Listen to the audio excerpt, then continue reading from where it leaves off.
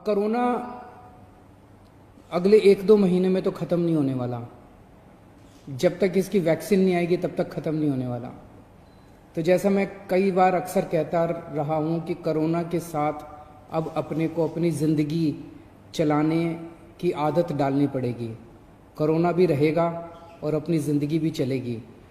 Lockdown permanently नहीं रह सकता।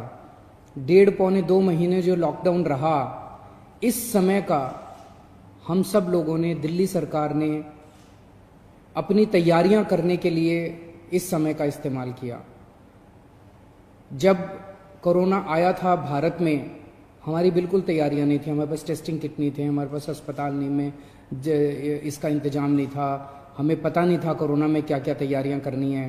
लेकिन पिछले 1.5-2 महीने के अंदर अब हमने कोरोना के लिए अलग से अस्पताल नामांकित कर दिए, अलग से बेड लगा दिए, वेंटिलेटर का इंतजाम कर लिया, ऑक्सीजन का इंतजाम कर लिया, पीपी किट का इंतजाम कर लिया, टेस्टिंग किट का इंतजाम कर लिया।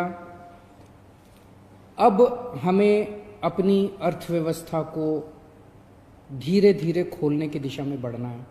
एकदम से भी नहीं खोल सकते। अब धीरे धीरे हमें खोलने की दिशा में बढ़ना है। कल केंद्र सरकार ने इस बारे में कुछ गाइडलाइंस जारी की हैं। उन गाइडलाइंस को ध्यान में रखते हुए दिल्ली सरकार ने कई सारी चीज़ों को खोलने का, लॉकडाउन में ढील देने का निर्णय किया है। पहली चीज़ कि लॉकडाउन 31 मई तक जारी रहेगा, ऐसा केंद्र सरकार का आदेश है। लेकिन इस लॉकडाउन में कई सारी ढील दी जाएंगी। पहले मैं आपको ये बता दूं कि क्या क्या अलाउ नहीं होगा दिल्ली के अंदर।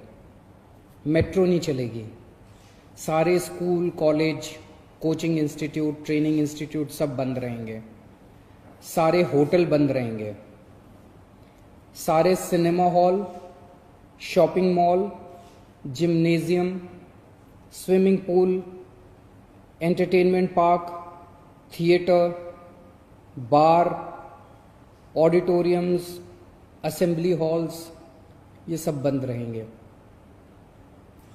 Social, political, sports, entertainment, academic, cultural, religious या किसी भी तरह की बड़ी गैदरिंग्स ये नहीं हो पाएंगी, ये अलाउड नहीं होंगी। कोई भी धार्मिक स्थान या रिलीजियस प्लेस या प्लेसेस ऑफ वर्शिप बंद रहेंगे। कोई भी रिलीजियस गैदरिंग अलाउड नहीं होगी।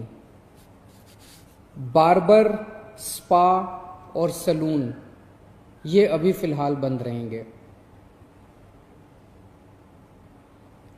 शाम को 7 बजे से सुबह 7 बजे तक घर से निकलना अलाउड नहीं होगा, केवल एसेंशियल सर्विसेज के लिए अलाउड होगा।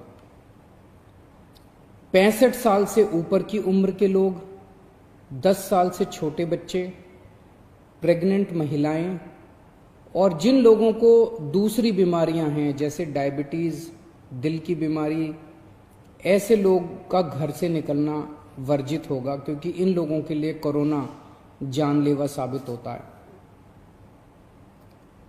रेस्टोरेंट्स को खुलना अलाउ होगा, लेकिन वहां बैठ के खाना अलाउड नहीं होगा। केवल रेस्टोरेंट्स में होम डिलीवरी अलाउ होगी।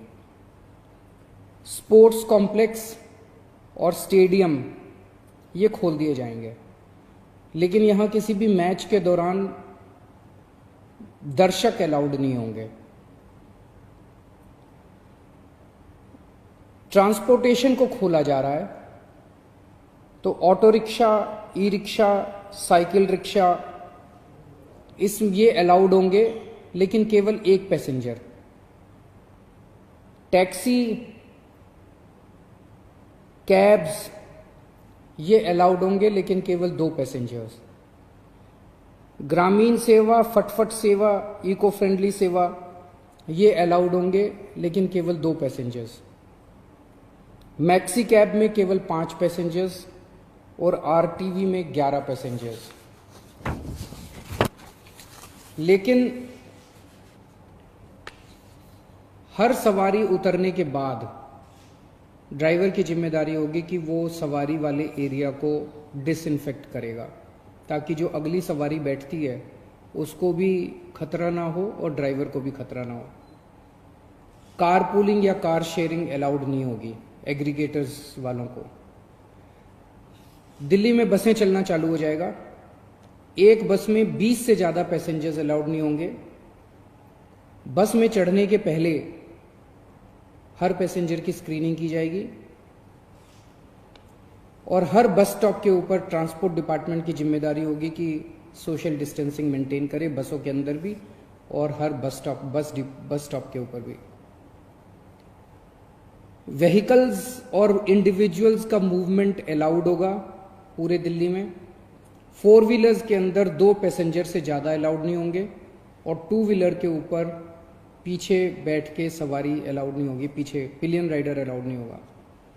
सभी सरकारी और सभी प्राइवेट दफ्तर खुल जाएंगे अपनी पूरी स्टाफ के साथ, लेकिन कोशिश ज़्यादा से ज़्यादा प्राइवेट ऑफिस वाले ये करें कि ज़्यादा से ज़्यादा लोग घर में जितने काम कर सकते हैं वर्क फ्रॉम होम रहे। सभी मार्केट्स खुल जाएंगे, लेकिन जो मार्केट्स और मार्केट कॉम्प्लेक्सेस हैं वहां पे दुकानें ऑड इवन के हिसाब से काम करेंगी। आधी दुकानें एक दिन खुलेंगी, आधी दुकानें दूसरे दिन खुलेंगी, लेकिन जो एसेंशियल आइटम्स की दुकानें हैं वो रोज खुलेंगी।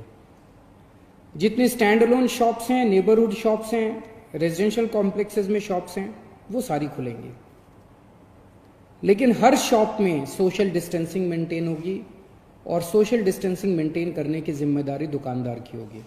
अगर किसी दुकान के ऊपर सोशल डिस्टेंसिंग मेंटेन नहीं हो रही तो दुकान बंद कर दी जाएगी। जितने इंडस्ट्री है सारी इंडस्ट्री खोली जाएगी, लेकिन इनके टाइमिंग्स को थोड़ा सा स्टैगर कर दिया गया है भीड़ को रोकने के लिए।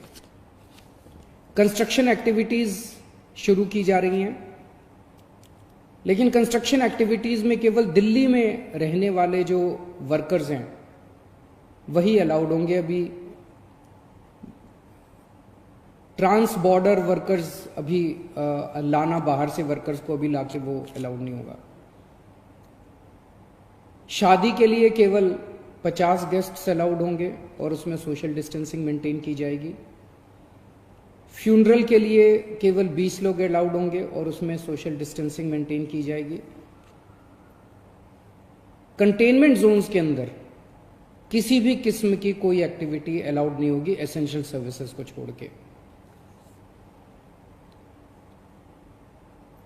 इंटरस्टेट पिछले कुछ दिनों में देखा गया कि बॉर्डर के ऊपर नर्सेज को, डॉक्टर्स को रोक दिया गया।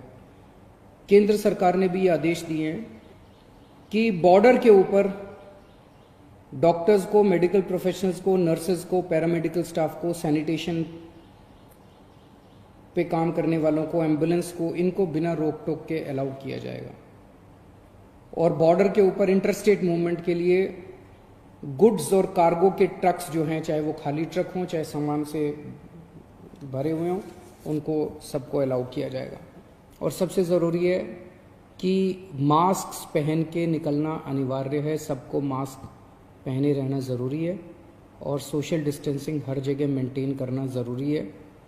और बार बार जितनी बार हो सके आप अपने हाथ अच्छे से सैनिटाइज़र से या साबुन से धोते रहिए। अपना ख्याल रखिए, अपने परिवार का ख्याल रखिए। बड़ा कठिन समय है, लेकिन मुझे पूरी उम्मीद है जिस तरह से आपने पिछले 2 महीने में तपस्या की है, आपकी तपस्या ये बेकार नहीं जाएगी और हम सब लोग मिलके कोरोना से जीत पाने में कामयाब होंगे। नमस्कार।